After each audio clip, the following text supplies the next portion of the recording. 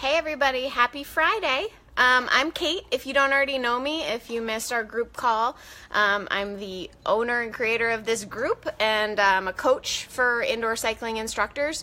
I wanted to hop on live today because I've been getting a lot of questions from you guys about music and how to match it to your routine.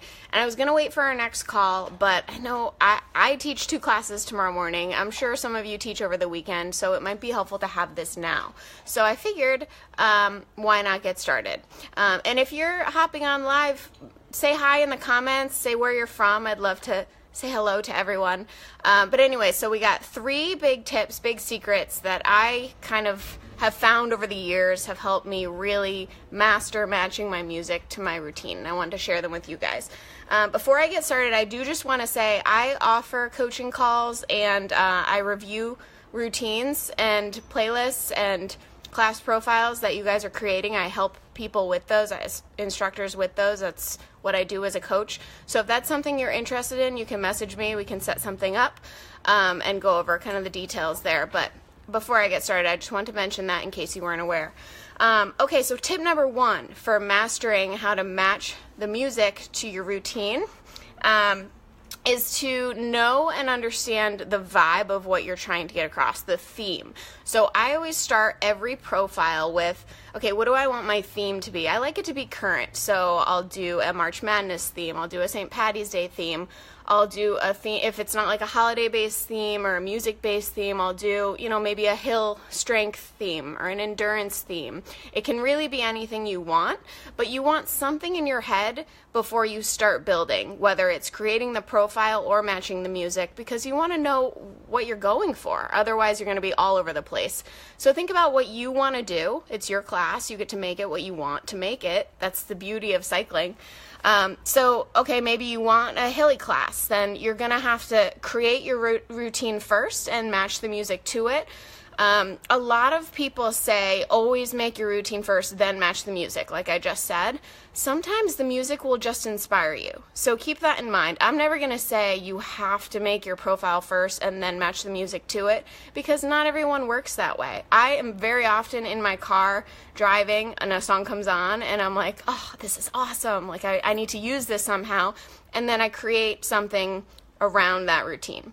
So I think that that's an important thing to note, is that we're all different. We're all going to create things differently, so just keep that in mind. So the first theme, like I said, or the first tip is to know the vibe and the theme before you're choosing your songs, because that will definitely change. Obviously, if you're doing a hilly day and it's a lot of slow, heavy climbs, you want slower, more inspirational music that kind of matches that profile. Or if you're going for a St. Patty's Day theme, maybe you'll do a little Irish music that you would have never normally chosen. So things like that, obviously, are going to change the music that you choose. Tip number 2, BPMs equals RPMs. I know that seems incredibly simple to a lot of you. You probably already were aware, but this is not something they really teach us in a certification course. Your beats per minute of your song should match the cadence of what you're trying to go through in that song. So if you're doing, like I said, a slow, heavy climb, you want the beats per minute to match maybe high 50s, low 60s. Maybe that's what you're going for with your cadence ranges. Now, some people don't have meters on their bikes, so they don't really know the speed, but you'll be able to count. You can actually count your revolutions per minute, or you can just get something close and kind of hear the beat and know that it's something slow. You don't want like a high energy, crazy fast song if you're going to do a slow, heavy climb.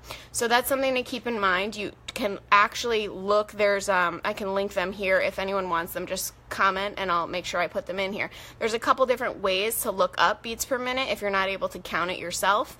There's a tap to the beat, so you can actually find it yourself, or there's a link where you can just type in the name of the song that you're going for and get the beats per minute. Now, there are a few ways to look it up. If you're on iTunes, I believe they have a column for it. Spotify is working on it, but it's really just so simple to Google really quickly and get it, so I'd suggest that for now, at least until they really integrate something that works.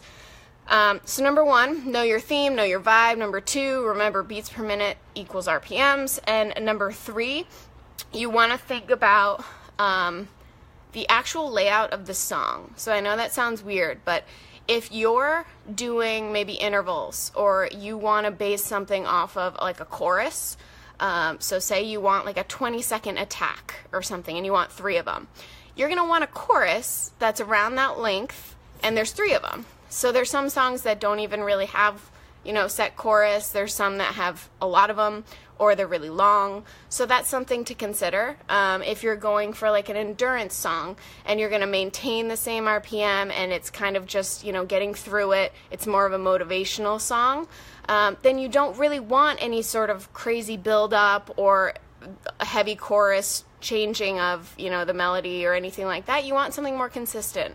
So thinking about the actual layout of the song will help you get through that as well. So I know these tips seem a little obscure, but as you start to do this more, especially for my newer people, you'll get the hang of it. Don't freak out. It's hard. I would say focus on the BPM, RPM thing. If you have a bike that you're teaching on that has a console, and most of them do now, go in there on a day when no one's in there, when you're not teaching, and just get a feel for the RPM, put on some music and match to the beat, see if you can get that. And it's so much easier to teach, even if you're not like a beat-based instructor, if you're not dancing on the bike, you don't have to. You can still use the beat to help your class along. And I will tell you that your class, a lot of people won't be able to really use the meter and find their beat, but if you can give them the song, it helps a ton.